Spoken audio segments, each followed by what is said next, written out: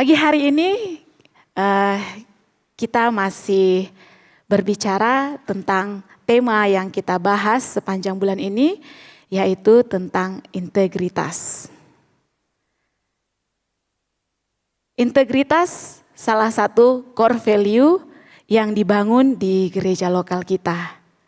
Untuk itu, integritas merupakan salah satu hal yang penting yang harus kita miliki dalam setiap kehidupan kita. Amin. Setiap hari merupakan perjuangan untuk kita bisa hidup dalam berintegritas. Saya juga berdiri di depan ini bukan berarti saya sudah hebat, seperti itu tidak. Saya juga setiap hari belajar untuk hidup dalam berintegritas. Integritas kemarin 2 minggu lalu itu Pak Alex sempat sampaikan merupakan pondasi hidup kita yang harus kita bangun. Oleh sebab itu integritas harus menjadi pondasi hidup yang kita bangun lebih dulu sebelum kita membangun sesuatu dalam hidup kita.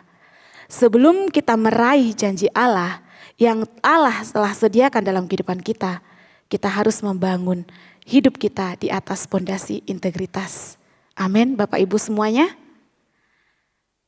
Pagi ini kita akan bahas apa itu integritas.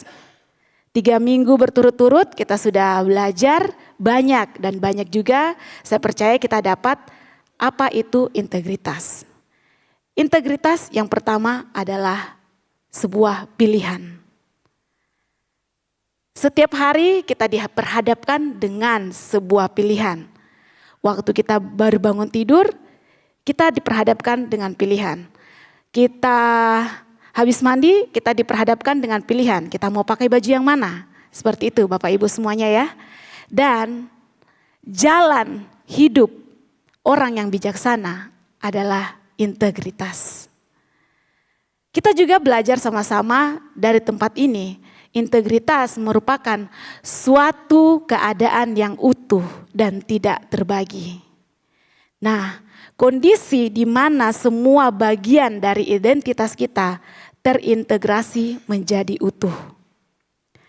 Identitas kita tidak lagi utuh apabila yang kita tampilkan di depan orang dengan apa yang kita lakukan ketika kita sendiri tidak sama. Sederhananya, integritas adalah hidup dalam kejujuran, ketidakmunafikan, dan ketulusan. Amin. Orang-orang yang hidup dengan integritas akan melakukan apa yang benar sekalipun tidak ada orang yang melihatnya. Orang-orang yang hidup dengan integritas akan memberikan yang terbaik sekalipun tidak ada yang memuji dia. Dan orang-orang yang hidup dengan integritas akan berkata ya di atas ya dan tidak di atas tidak. Orang yang berintegritas adalah orang yang sama antara apa yang dia pikirkan, apa yang dia katakan, dan apa yang dia perbuat. Pagi hari ini kita akan belajar apa yang Alkitab katakan tentang integritas. Siap semua belajar? Amin. Kita lihat dalam firman Tuhan Titus 2 ayat 7. Titus 2 ayat 7 di situ dikatakan, dan jadikanlah dirimu sendiri suatu teladan dalam berbuat baik. Hendaklah engkau jujur dan bersungguh-sungguh dalam pengajaranmu. Dalam versi NLT-nya dikatakan, and you yourself must be an example to them by doing good works of every kind. Let everything you do reflect the integrity and seriousness of your teaching. Di situ saya bold, everything you do reflect the integrity. Firman Tuhan yang bilang ya Bapak Ibu di Titus 2 ayat 7 ini, bahwa segala hal yang kita lakukan harus mencerminkan yang namanya integritas. Sebelum kita datang ke tempat ini pasti kita semua bercermin ya. Nah kalau kita bercermin, cermin itu pasti akan memberikan gambaran yang sebenarnya. Yang nyaris sempurna Bapak Ibu saudara-saudari semuanya ya. Alkitab mengatakan Tuhan mau kita merefleksikan integritas itu dalam kehidupan kita. Tuhan mau integritas itu tercermin dalam diri kita. Tuhan mau integritas itu kelihatan dan nyata dalam kehidupan kita. Dari apa yang kita lakukan dan apa yang kita katakan. Saya mau kasih ilustrasi seorang kaya dan dengan temannya tukang bangunan. Ya, jadi suatu hari seorang kaya ini mau membangun sebuah rumah. Temannya ini tukang bangunan sedang mempunyai masalah di bagian finansial. Dia punya masalah keuangan. Orang kaya bilang sama si tukang bangunan, ini saya kasih kamu cek 2M. Tolong bangunkan saya sebuah rumah tinggal. Waktu si tukang bangunan ini menerima cek 2M ini, dia berkata, wow, besar sekali 2M hanya untuk membangun sebuah rumah tinggal. Muncul dalam pikirannya, kalau saya pakai uang ini setengah, kayaknya saya punya kesusahan, saya punya masalah, pasti akan terpenuhi, pasti akan terselesaikan. Karena untuk membangun sebuah rumah tinggal tidak mungkin menghabiskan dana 2M. Dia berpikir seperti itu. Akhirnya dia membuat pengadaan material, bahan-bahan bangunan itu dengan material yang biasa-biasa saja. Dia berpikir bahwa kalau dia beli material yang biasa-biasa saja, kayu yang biasa-biasa, dia menggunakan semen yang biasa-biasa, toh juga si orang kaya tidak akan tahu. Toh juga semuanya akan tertutupi. Dan dia memutuskan untuk menggunakan cek itu sebagian. Singkat cerita, bangunannya telah selesai. Dia ketemu dengan temannya si orang kaya. Dia bilang sama si orang kaya, saya sudah selesaikan rumah yang kau mau. Ini kuncinya saya berikan kepada kamu. Terus si orang kaya bilang, kamu tidak usah berikan kuncinya kepada saya. Karena rumah itu saya berikan untuk kamu. Waktu dia mendengar rumah itu mau buat dia terkejut. Dalam hatinya, astaga, kalau saya tahu dari awal rumah ini buat saya pasti akan membangun rumah ini dengan bahan-bahan yang terbaik. Tapi kenyataannya, dia sudah mendowngrade semuanya. Dia menyesal. Kalau kita lihat permasalahan sebenarnya yang ada pada si tukang bangunan ini bukan pada kebutuhan finansialnya. Tapi si tukang bangunan ini tidak punya kejujuran. Dan si tukang bangunan ini tidak memiliki integritas. Hari-hari ini integritas sangat sulit ditemukan, Bapak Ibu Saudara. Kenapa integritas sangat sulit ditemukan? Kita akan belajar sama-sama. Integritas sulit ditemukan karena kita hidup di zaman di mana kebanyakan orang memilih untuk hidup kompromi. Ya, Bapak Ibu semuanya, musuh utama integritas adalah ketika kita mulai menurunkan standar kita dan meninggalkan apa yang benar. Dan kita mulai mengkompromikan kebenaran dengan alasan klasik. Kita mulai beralasan kan semua orang melakukannya. Bukan cuma saya yang melakukannya. Alasan-alasan klasik akan muncul. Ketika kita mulai mengkompromikan hal-hal kecil tanpa kita sadar, kita akan mulai kehilangan integritas kita. Kita menganggap bahwa hal-hal kecil itu tidak akan berpengaruh apa-apa dalam hidup kita. Kadang kita mengkompromikan hal-hal kecil dalam hidup kita dan kita lupa bahwa ada satu pribadi yang memperhatikan kehidupan kita, yaitu Yesus. Yesus memperhatikan kehidupan kita setiap hari. Kita bisa lihat ayatnya dalam 2 Tawari 16 ayat 9. 2 Tawarik 16 ayat 9, firman Tuhan berkata, "Karena mata Tuhan menjelajah seluruh bumi untuk melimpahkan kekuatannya kepada mereka yang bersungguh hati terhadap Dia." Di situ dikatakan mata Tuhan menjelajah seluruh bumi. Ketika kita mengkompromikan integritas kita, artinya kita sedang kehilangan berkat Allah yang besar yang disediakan bagi kita. Kadang kita punya alasan untuk membenarkan tindakan kita. Meskipun kita tahu tindakan kita itu keliru. Kita mulai tawar-menawar dengan integritas kita. Kita bisa lihat tadi contohnya si tukang bangunan. Sebenarnya si tukang bangunan ini mendapat berkat yang besar, tapi dia tidak berintegritas. Berkat yang besar yang harusnya dia dapatkan, tidak dia dapatkan karena dia tidak berintegritas. Kalau kita ada di posisi demikian, kita diperhadapkan pada pilihan-pilihan. Ingatlah bahwa Tuhan melihat kita satu demi satu. Tuhan mengawasi kita setiap hari. Tuhan menanti-nantikan kapan Dia mau mengangkat kita. Tuhan menanti-nantikan kapan Dia mau melimpahkan kekuatannya kepada kita. Tapi semua itu tergantung bagaimana kita hidup. Bagaimana kita hidup sehari-hari, apakah kita hidup berintegritas? Kita akan belajar bagaimana kita menjaga kehidupan yang berintegritas.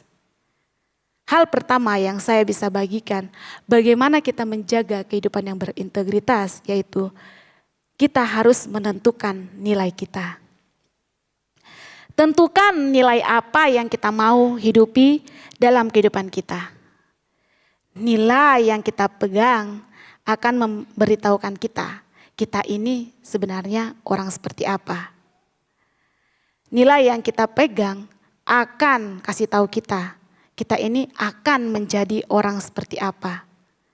Dan nilai memberikan kepada kita pedoman atas setiap tindakan yang akan kita ambil. Nilai yang kita pegang haruslah sesuatu yang penting dalam kehidupan kita, Bapak Ibu semua. Ketika itu penting, maka kita akan menghidupi nilai itu dan kita akan terus pegang nilai itu. Karena untuk membangun integritas itu perlu nilai, Bapak Ibu semuanya ya. Semakin kita menetapkan standar yang tinggi dalam hidup kita, maka semakin tinggi pula nilai yang harus kita pegang. Bagaimana caranya kita sebagai orang-orang percaya menetapkan nilai dalam hidup kita? Untuk membangun nilai dalam hidup kita dimulai dari pengenalan kita akan Tuhan. Semakin kita mengenal pribadi Tuhan, semakin kita akan tahu apa yang Tuhan mau lakukan dalam hidup kita. Semakin kita akan tahu apa yang menjadi tujuan Tuhan dalam hidup kita. Mengenal pribadi Tuhan akan membuat kita sulit untuk berkompromi dengan apa yang ada pada dunia ini. Waktu kita mengenal Tuhan, kita akan semakin peka untuk membedakan mana yang benar dan mana yang salah. Kita bisa lihat di Daniel 1, di situ menceritakan tentang 4 anak muda yang dipindahkan ya, dari tempat tinggalnya dibawa ke Babilonia. Mereka dijadikan sebagai tawanan dan mereka diminta untuk makan makanan raja. Tapi mereka berketetapan untuk tidak makan makanan dari santapan raja. Mereka memilih untuk memakan sayur dan minum air putih. Daniel diangkat sama Tuhan karena dia punya ketetapan, karena dia tetap memegang nilai yang ada pada dirinya. Kita juga bisa lihat cerita tentang Sadrak, Mesak, dan Abednego di Daniel 3. Mereka bertiga tetap memegang nilai kebenaran, apapun resiko yang harus mereka ambil. Mereka tetap memegang nilai itu. Ketika Nebukadnezar mengeluarkan perintah untuk menyembah patung buatan raja, Sadrak, Mesak, dan Abednego tetap menyembah Allah yang mereka kenal. Mereka tidak mau menyembah Allah lain. Sehingga mereka dimasukkan ke dalam perapian yang menyala-nyala, Bapak Ibu. Mereka punya nilai yang tinggi. Mereka tidak mau menurunkan standarnya. Itu yang membuat mereka diangkat sama Tuhan. Hari-hari ini apa saja nilai yang sedang kita pegang dalam kehidupan kita? Saya percaya setiap kita pasti punya nilai dalam kehidupan kita. Nilai kejujuran, nilai kebenaran, nilai ketulusan, ketidakmunafikan. Mulailah untuk hidup di dalamnya. Amin. Hal kedua, bagaimana kita bisa menjaga kehidupan yang berintegritas, yaitu kita harus menetapkan tanggung jawab di area kehidupan kita. Setelah nilai kita perlu menetapkan tanggung jawab dalam kehidupan kita. Integritas itu tidak bisa lepas dari yang namanya tanggung jawab. Apakah perbuatan dan perkataan kita sepadan atau malah sebaliknya? Integritas itu begini Bapak Ibu, apa yang kita katakan di luar harus bisa dirasakan lebih dahulu oleh orang-orang yang terdekat dengan kita. Mazmur 101 ayat 2. Mazmur 101 ayat 2, firman Tuhan berkata, "Aku hendak memperhatikan hidup yang tidak bercela. Bilakah engkau datang kepadaku? Aku hendak hidup dalam ketulusan hatiku di dalam rumahku." Dalam versi NLT-nya berkata, "I will be careful to live a blameless life. When will you come to help me? I will lead a life of integrity in my own home." Aku akan memimpin hidupku di dalam integritas, di dalam rumahku sendiri. Daud berkata seperti itu. Integritas itu selalu dimulai di area-area pribadi dalam kehidupan kita. Ketika ada orang yang memperhatikan, ketika tidak ada orang yang memperhatikan, waktu kita sendiri, kita tetap lurus di hadapan Tuhan. Kita tetap berintegritas di dalam Tuhan. Hal yang ketiga, bagaimana kita bisa hidup berintegritas?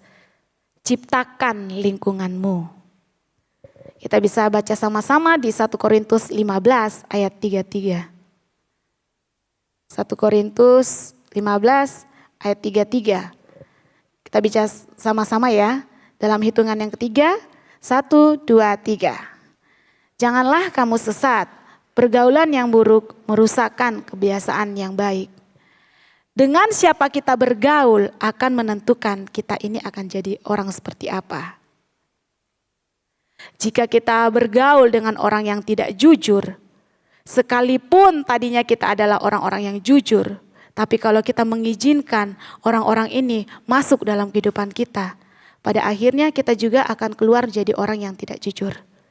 Begitu juga sebaliknya. Kalau kita orang yang tadinya ngaret, tapi kita dikelilingi oleh orang-orang yang on time, maka kita akan keluar jadi orang yang on time. Itu Bapak Ibu semua ya. Jadi orang-orang yang ada di sekitar kita akan menentukan kita akan menjadi seperti apa. Kita harus tentukan orang-orang siapa yang bisa masuk dalam hidup kita. Orang-orang model bagaimana yang harusnya ada di sekeliling kita. Buat adik-adik youth, kalau kalian mau jadi anak-anak muda yang berintegritas. Kelilingilah dirimu dengan orang-orang yang berintegritas juga. Kelilingilah dirimu dengan orang-orang yang menghargai integritas. Sebab mata Tuhan tertuju pada setiap kita. Sekalipun tidak ada orang yang melihat, tapi Tuhan tetap melihat kita. Tuhan sangat menghargai yang namanya integritas. Karena buat Tuhan integritas itu adalah sesuatu yang sangat mahal. Berikutnya kita akan belajar berkat hidup dalam berintegritas. Di situ saya tulis berkat hidup berintegritas adalah dapat dipercaya lebih. 3 minggu berturut-turut hal ini juga kita sudah dapatkan bahwa orang yang hidup berintegritas akan dipercayai lebih. Kita bisa lihat ayatnya di Lukas 16 ayat 10 sampai 12. Barang siapa setia dalam perkara-perkara kecil, ia setia juga dalam perkara-perkara besar. Dan barang siapa tidak benar dalam perkara-perkara kecil, ia tidak benar juga dalam perkara-perkara besar.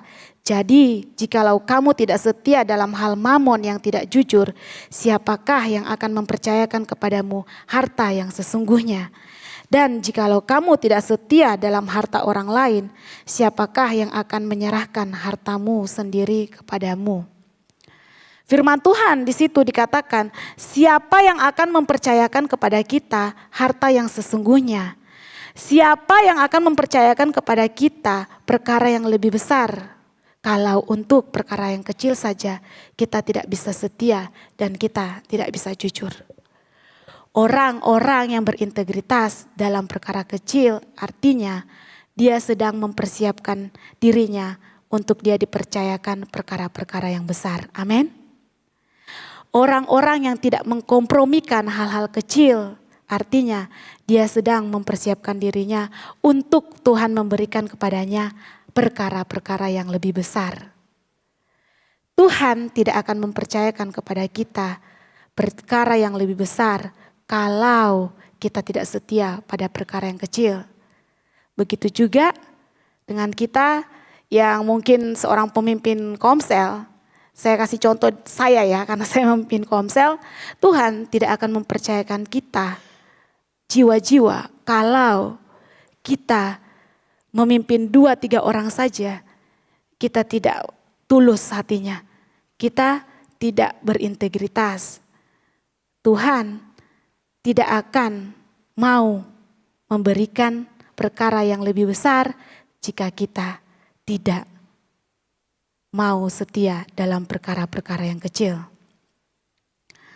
Tuhan selalu memberikan perkara besar kepada setiap kita yang mau setia dalam perkara-perkara yang kecil. Perhatikan bagaimana kita hidup hari-hari ini. Apakah kita melakukan segala sesuatu dalam kehidupan kita itu dengan jujur atau sebaliknya? Tuhan tidak hanya mempercayakan perkara besar saja, tetapi Tuhan menjaga kita. Tuhan melindungi kita, orang-orang yang berintegritas dalam kehidupannya. Tuhan akan menjadi pembela bagi setiap kita. Tuhan akan bertindak untuk melindungi dan menjauhkan kita dari kesalahan. Kita bisa lihat cerita di Kejadian 20. Di Kejadian 20 itu menceritakan tentang Abraham. Sewaktu Abraham pergi ke tanah Gerar, dan ketika dia sampai di tanah Gerar itu, tiba-tiba dia punya sedikit ketakutan. Dia takut untuk mengakui bahwa Sarah itu adalah istrinya. Jadi dia bilang kalau Sarah itu adalah saudara perempuannya. Waktu Abimelek mendengar bahwa Abraham punya saudara perempuan yang cantik, yaitu bernama Sarah, dia memerintahkan, menyuruh orang untuk mengambil Sarah untuk dijadikan istrinya. Karena dia tidak tahu Sarah itu adalah istri dari Abraham, yang dia tahu Sarah itu adalah saudara perempuannya Abraham. Kemudian tiba-tiba dalam mimpinya satu malam Tuhan datang kepada Abimelek. Dia bilang apa? Kita bisa baca sama-sama di Kejadian 20 ayat yang ketiga. Kejadian 20 ayat 3. Tetapi pada waktu malam Allah datang kepada Abimelek dalam suatu mimpi serta berfirman kepadanya, engkau harus mati oleh karena perempuan yang telah kau ambil itu, sebab ia sudah bersuami. Waktu Abimelek mendengar perkataan Tuhan itu, dia kaget. Loh, kok Tuhan bilang saya akan mati? Setiap kita mungkin kalau kita diperhadapkan dengan hal ini, kita dibilang besok kamu akan mati. Bagaimana reaksi kita? Bagaimana respon kita? Pasti kita kaget. Begitu juga dengan Abimelek. Terus Abimelek bilang, adapun Abimelek belum menghampiri Sarah. Berkatalah ia, Tuhan, apakah engkau membunuh bangsa yang tidak bersalah? Bukankah orang itu sendiri mengatakan kepadaku, dia saudaraku, dan perempuan itu sendiri telah mengatakan, ia saudaraku. Jadi hal ini kulakukan dengan hati yang tulus dan dengan tangan yang suci. Lalu berfirmanlah Allah kepadanya dalam mimpi, aku tahu juga bahwa engkau telah melakukan hal itu dengan hati yang tulus. Maka aku pun telah mencegah engkau untuk berbuat dosa terhadap aku. Sebab itu aku tidak membiarkan engkau menjamah dia. Jadi Bapak Ibu, waktu kita berintegritas, Tuhan akan menjauhkan kita dari kesalahan. Seperti Abimelek. Abimelek dengan integritasnya, dia dijagai Tuhan supaya dia tidak jatuh dalam dosa. Abimelek gak tahu kalau Sarah itu ternyata istrinya Abraham. Yang dia tahu Sarah itu adalah saudaranya Abraham. Dalam hal ini Abimelek tidak bersalah. Orang-orang dengan integritas pasti dijagai Tuhan sedemikian rupa. Amin. Orang-orang yang menjaga hidupnya tetap lurus di hadapan Tuhan. Hidupnya tetap ada dalam pandangan Tuhan. Tuhan tidak pernah melalukan pandangannya dari orang-orang yang berintegritas. Tuhan akan meluputkan orang-orang yang berintegritas dari segala macam celaka dan mara bahaya. Setiap dari kita diperhadapkan dengan pilihan-pilihan. Disitulah Tuhan melihat kita. Apakah kita mengambil pilihan untuk tetap berintegritas atau kita berkompromi dengan dosa? Hari-hari ini kita banyak dengar tentang berintegritas. Sepanjang bulan ini kita sudah banyak dengar tentang berintegritas. Keputusan ada pada setiap kita Bapak Ibu Saudara. Apakah kita mau menerima berkat yang lebih besar daripada Tuhan? Itu semua tergantung daripada kita. Saya sudah selesai.